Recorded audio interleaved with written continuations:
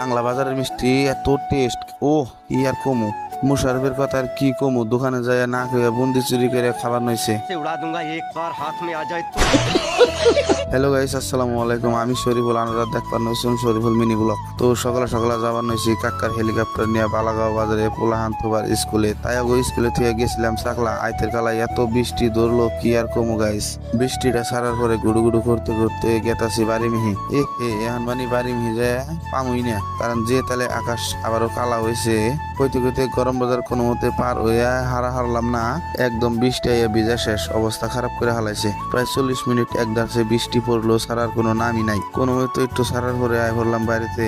তারপরে আবারও গেছিলাম লাংলা বাজারে, যাই দেখি আমার বড় ছেলে বিজনেস করতেছে। তারপরে কয়টা চারা কিনে নিয়ে গেলাম গা মিষ্টির দোকানে। লাংলা বাজারে আইসি, আর যদি মিষ্টি না খাই তাহলে কি বলবো। খাই নিয়ে আয় পড়লাম হন্দা খালা গরম বাজারে বাজার করবার। বাজার টাজার কইরা আয় পড়লাম জামিরুল ভাইয়ের দোকানে বড়া খাবার। বড়ার পার্টিটা কিন্তু মেসের কাকা দিতেছে। আমরা বড়া খাই, আর গ্যাস্ট্রিকের ট্যাবলেট খাই।